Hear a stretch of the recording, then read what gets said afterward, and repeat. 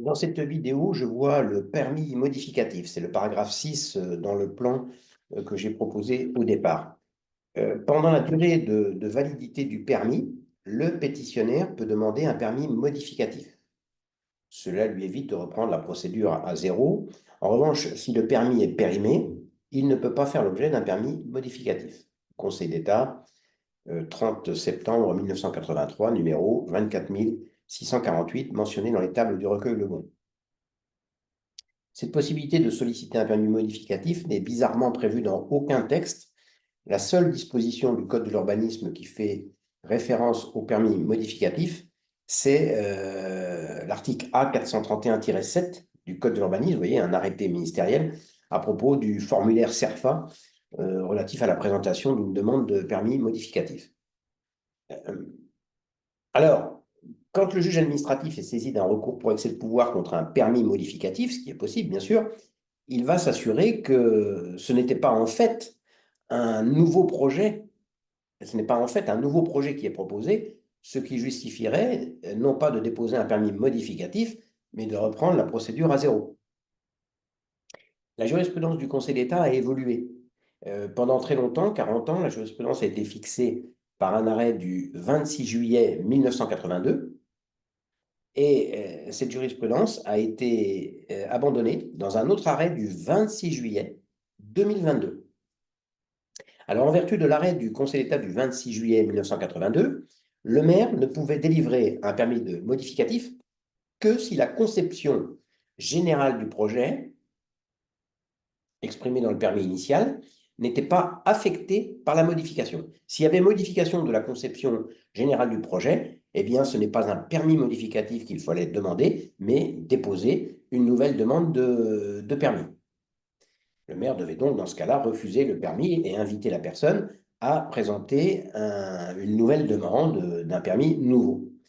La jurisprudence a évolué, donc ici, vous voyez, conception générale du projet, et dans l'arrêt du Conseil d'État du 26 juillet 2022, qui fait jurisprudence maintenant, Monsieur D, contre commune de Montreuil, numéro 437 765, publié au recueil Le Bon, le Conseil d'État juge que l'autorité compétente saisie d'une demande en ce sens peut délivrer au titulaire d'un permis de construire en cours de validité, toujours pareil, hein, un permis modificatif tant que la construction que ce permis autorise n'est pas achevée, dès lors que les modifications envisagées n'apportent pas à ce projet un bouleversement tel qu'il en changerait la nature même.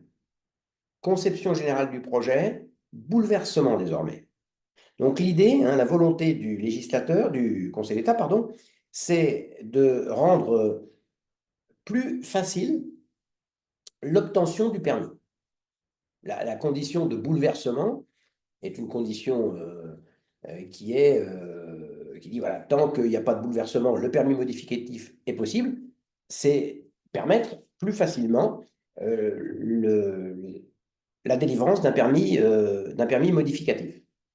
Alors, cette modification, cette évolution de la jurisprudence s'explique, cette évolution de la jurisprudence s'explique par une disposition que je verrai plus loin et qui est relative à la régularisation, du permis de construire. Quand quelqu'un fait un recours contre un permis de construire devant le juge administratif, celui-ci peut autoriser la régularisation du projet. Si le juge constate que le permis est affecté d'une irrégularité, plutôt que d'annuler le permis, si l'irrégularité est régularisable, eh bien, il peut laisser un délai au titulaire du permis pour obtenir du maire la régularisation du permis. Cette mesure de régularisation, vous voyez, qui évite d'annuler un permis, quand il est sauvable, il faut que le vice soit régularisable. Cette régularisation possible ordonnée par le juge est prévue aux articles L600-5 et L600-5-1 du Code de l'urbanisme. L'un des articles vise l'hypothèse où l'irrégularité vise partiellement le projet, rend partiellement le permis illégal, et l'autre article vise l'irrégularité régularisable qui affecte totalement le projet. Mais dans les deux hypothèses, le juge peut dire, bah, écoutez, je vous laisse 6 mois, 3 mois, pour obtenir du maire qu'il régularise le permis qui est affecté d'une irrégularité. À l'origine, ces articles prévoyaient que le juge devait laisser le temps au pétitionnaire, au titulaire du permis, d'obtenir un permis modificatif. Il y avait l'expression permis modificatif. Mais dans le cadre donc, de l'application de l'article L600-5 et L600-5-1, le juge et ensuite le maire, quand il examinait la demande de régularisation, étaient enfermés donc, dans les conditions du permis modificatif exprimé par l'arrêt du Conseil d'État de juillet 82. Il ne pouvait accorder une régularisation qu'à condition que ça ne modifie pas la conception générale du projet. Et donc, ça freinait les mesures de régularisation possibles. C'est pour ça que la loi Elan de 2018 a modifié ces articles L600-5 et L600-5-1 pour prévoir désormais que dans le cadre d'une mesure de régularisation, à l'occasion d'un recours contre un permis, il apparaît, le juge constate que le permis est affecté d'une irrégularité, eh bien, il peut laisser le temps au titulaire du permis d'obtenir une mesure de régularisation et non plus un permis modificatif. Cette modification a été opérée dans ces deux articles par la loi de 2018 et l'un, encore une fois, pour échapper aux contraintes liées à l'arrêt du Conseil d'État de 1982 qui disait ben, quand il y a un permis modificatif, c'est possible à condition de ne pas modifier la conception générale du projet.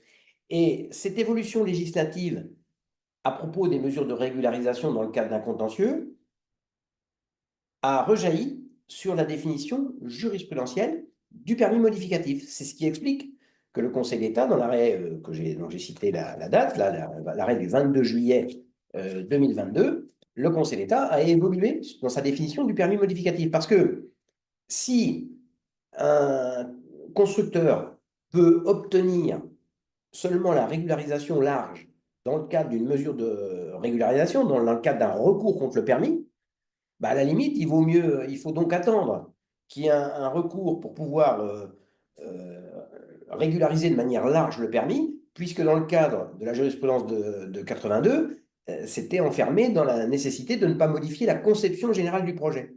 Donc c'est pour ça que le Conseil d'État, dans l'arrêt de 2022, prévoit désormais que la mesure le permis modificatif peut être délivré dès lors qu'il n'y a pas de bouleversement du projet initial au point d'en changer la nature même. Mais la modification de la conception générale, elle, est possible. Alors, donc l'idée, hein, c'est que la jurisprudence de 2022 rend plus facile la délivrance d'un permis de construire. Dans ses conclusions, sous l'avis du Conseil d'État du 2 octobre 2020, le rapporteur public Olivier Fuchs a tenté de cerner donc, cette notion de bouleversement du projet initial, qui interdirait donc une mesure de régularisation.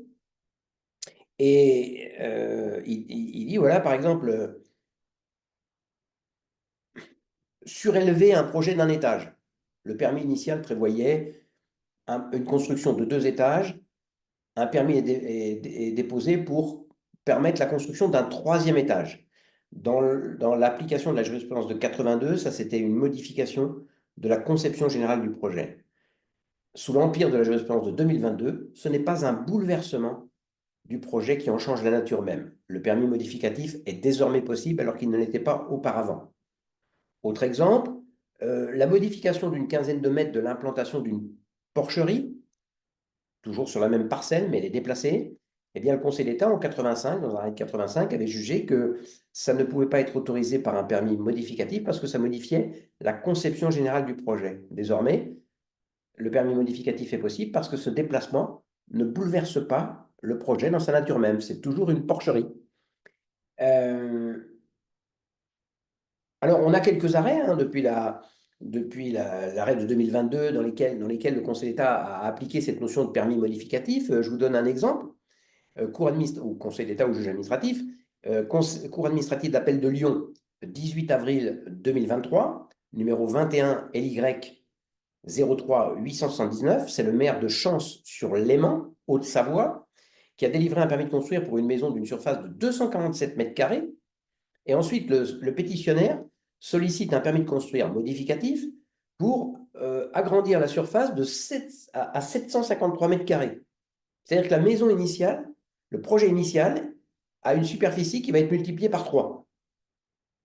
Sous l'empire de la jurisprudence de 82, c'était une modification de la conception générale du projet. Eh bien, dans cet arrêt, le Conseil d'État estime que si ces modifications significatives sont de nature, par leur importance et la modification du volume et de l'aspect extérieur du projet initial, à en altérer la conception générale de ce projet, initialement autorisé, elles ne peuvent en revanche être regardées comme apportant au projet initial un bouleversement tel qu'il en changerait la nature même.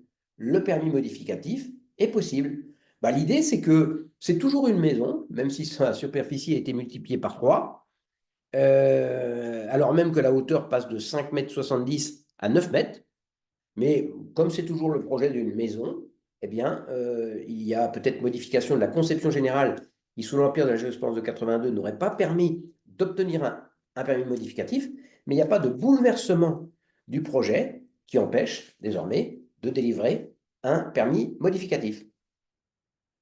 À l'inverse, arrêt de la Cour administrative d'appel de Bordeaux, 26 février 2024, numéro 24 BX 000, il y a 3069, le maire de Biarritz a délivré un permis de construire qui autorisait la construction de 52 places de parking, un bâtiment d'accueil et un bâtiment central abritant une piscine, ainsi que 48 mobilhomes. Donc c'est une sorte de centre de vacances, vous voyez, il y a 48 mobilhomes, un bâtiment d'accueil, on accueille les clients, et un bâtiment central avec une piscine.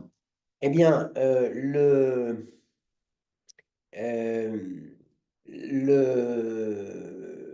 ensuite, la personne donc, délivre un permis modificatif et qui prévoit, à la place de ce projet, la construction de 52 logements. Ce n'est plus des mobilhomes, c'est des logements répartis en 7 bâtiments différents. Alors là, la Cour administrative d'appel de Bordeaux estime qu'il y a une modification, un bouleversement, pardon, de la conception du projet initial qui en change la nature même. On était dans un centre de vacances avec des mobilhomes, on est dans un ensemble maintenant collectif avec 7 bâtiments. Autre exemple, Cour administrative d'appel de Nancy, 11 février 2024, numéro 20 NC 00548. Ajouter un parking au projet initial ne constitue pas forcément un bouleversement du projet. Le permis modificatif est possible. C'est le maire de Lingosheim, Bas-Rhin, qui a délivré un permis de construire une extension d'une unité de production d'une usine. Puis par un arrêté modificatif, il délivre un permis qui va permettre de créer un parking de 18 places, de 180 places, pardon. Eh bien, selon la Cour, ce parking ne bouleverse pas la conception initiale du projet. Le permis modificatif est possible. Alors, la Cour administrative d'appel de Bordeaux, d'ailleurs, a jugé dans un arrêt du 2 novembre 2023, numéro 21 BX 03 280, qu'un changement de destination peut faire l'objet d'un permis modificatif. Même s'il y a changement de destination, pour être plus précis, il peut y avoir permis modificatif. Je ne vais pas insister, je ne vais pas développer l'arrêt, vous irez voir l'arrêt. Alors, autre précision, précision qui a été apportée, le pétitionnaire peut délivrer un permis peut demander un permis modificatif et qui sera accordé dès lors qu'il n'y a pas de bouleversement du projet, s'il veut régulariser la construction initiale, mais également par pure opportunité. Mais également par pure opportunité.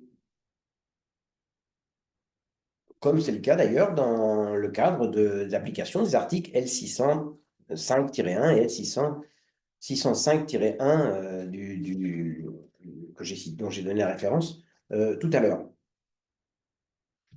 Alors, quelques autres précisions sur le permis modificatif. Le sort du permis modificatif est lié à celui du permis initial. l'annulation du permis initial, donc prive d'effet, de base légale, le permis modificatif. Conclusion Robineau sur Conseil d'État, 29 décembre 1997, numéro 104 903. La légalité du permis modificatif s'apprécie à la date de son édiction et non pas à la date de délivrance du permis initial. Et bien sûr, autre précision, c'est que la personne qui souhaite attaquer un permis modificatif, son intérêt pour agir s'apprécie par rapport à ce permis modificatif et non pas par rapport au permis initial si elle ne l'a pas attaqué. Vous voyez, un permis modificatif qui prévoit simplement d'ajouter, de percer une fenêtre à une maison qui a été autorisée par un permis initial, bah, le voisin immédiat avait sans doute intérêt pour agir, pour contester la maison qui est construite à côté de chez lui. En revanche, et donc il aurait pu attaquer le permis initial, mais s'il ne l'a pas fait, il souhaite attaquer le permis modificatif qui prévoit simplement d'ajouter une fenêtre, bah, il y a peu de chances pour que l'intérêt pour agir soit apprécié, soit admis. Voilà donc ce qu'il venait de dire sur le permis modificatif. Et donc, la prochaine fois, je verrai le régime des aménagements.